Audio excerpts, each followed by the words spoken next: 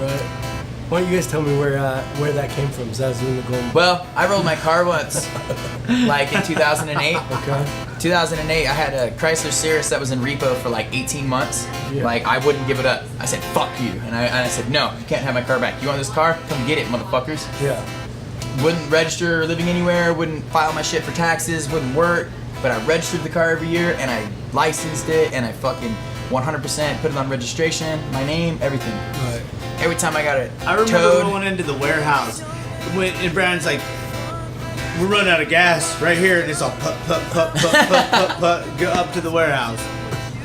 Oh shit, this is where we're sleeping? So basically what I'm getting at is like I wouldn't put this away for nothing. And then me and Roger, I had a bunch of foundation work for concrete work out in Duchesne County, Utah. Just a couple hours from Salt Lake. And we I picked him up from the abs. Wait. 2 weeks before that, we were at the Little America at the pool. Some crazy girl named Jersey we just met. That's true. And we were talking. He was talking about like we need to get Golden Boy tattooed on our chest. And 2 days later, He showed up with it, and I'm like, look what I did. You took my idea. I'm like, yeah. Yeah, because it was supposed to be the other way around. Yeah. Without that Zazu name, of course. The Zazu name wasn't born until I was coming down off a whole bunch of cocaine, all this crazy shit, and then he had that concrete work up wherever the fuck we were. we were doing foundation work where it was like $1,500 for a day and a half, 2 days worth of work, and we rolled up there and we fucking first night we're there, we throw all the steel, we get it all hooked up, get everything set up, pull the forms, do everything great, and then I'm not even joking you. Next night, I was dating a girl I had never done anything with. Dude, like, everyone called me a whore and all sorts of names beforehand. And then I decided to date this girl who was a virgin. Okay? Virgin girl. I mean, complete opposite end of the spectrum. You know, cool shit. Just homie status, 100%. Never did anything with it. Fucking just homie status. And, she shows up. We pick her up from the fucking gas station where we met her, and we pull back out onto the private property. We get out on the private property, and we're like, we're gonna go on this racetrack because we got this track out there. It's out. Mind you, on the way up there, this guy we're listening to Smashing Pumpkins. Smashing Pumpkins the whole way through. It only took us. We will never die. We were listening to them. It only took us about The Rotten an Apples hour to make a 2 hour long trip, and the whole way up there's this car's going away. I'm wrecking this motherfucker. I'm fuck done with this it. piece of shit. Fuck I'm this done piece with of it. shit. The whole way up Fucking there, hate this motherfucker. speeding way too fast, about 115. 115 the whole way. I mean, I drove that car like that everywhere. Yeah. Everywhere, dude.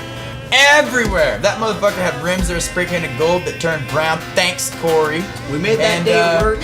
You know, that girl comes up. We were doing backflips on this car. Off into the beach, doing cliff diving, doing all sorts of fun shit. I broke my fucking he fell wrist. off a cliff and smashed his shit. And the whole time I'm like, does it look bad? It's all swollen. No, it looks fine. I fine. can't move it. It hurts real Jump bad. off the cliff. It's It'll be fine. It's fine. fine. I had strep throat, and I'm like still tying fucking wire down. Yeah, to time do out. Yeah, whatever. we had to do it.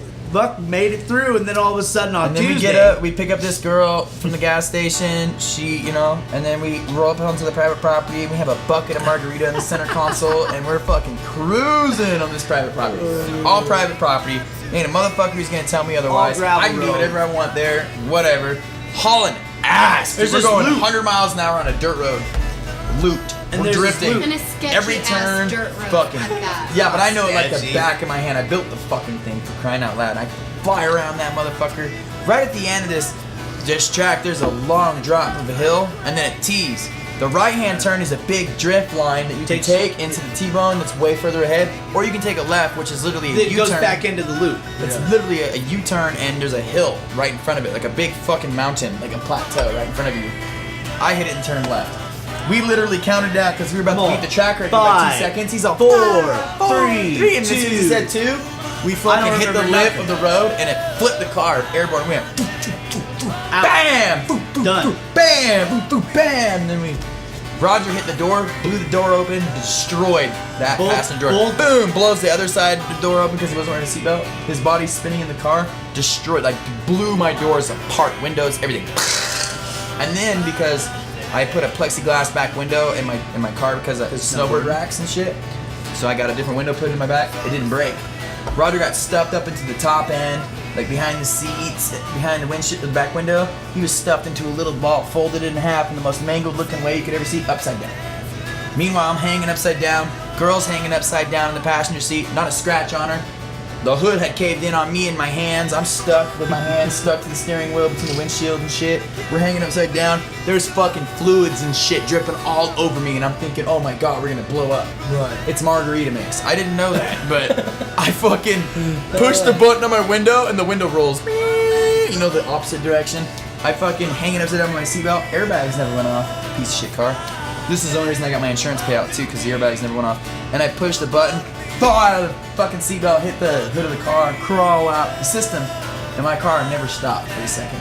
Smashing pumpkins, boom, boom, boom, boom, boom, fucking, and we will never change. Like the whole fucking time this is going on. Swan. Fuck that son I of a fucking bitch. crawled out of that month. This is right when they fucking created that shitty band that Smashing Pumpkins came out with afterwards. Zoolander. Swan. Swan, yeah. Swan. Yeah, Z. Swan, yeah. Swan. I won't I even call get him into it. That's what Swan. it was. Yeah. Elegant and beautiful. Dude, I crawl out of that thing, and then this girl crawls out of it behind me, and I'm sitting here looking at my car Not a like, scratch. I'm alive! Woo! I was excited. I was like, fuck that car! Woo!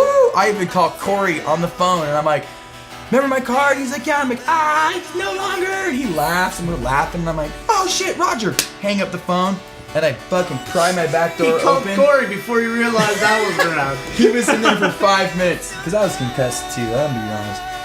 And then I was like, oh shit, Roger. And then me and my friend Dez, we opened up the back door. We're all prying through the dirt to get him out because it's so mangled on the other side you couldn't open it. And we pull it out and we drag him from the back. He was stuffed up in there so tight that we had to his shoes weren't even on anymore, dude. He flipped hard. Drug him out, pulled him out, not breathing, nothing, out, dead. I thought he was dead.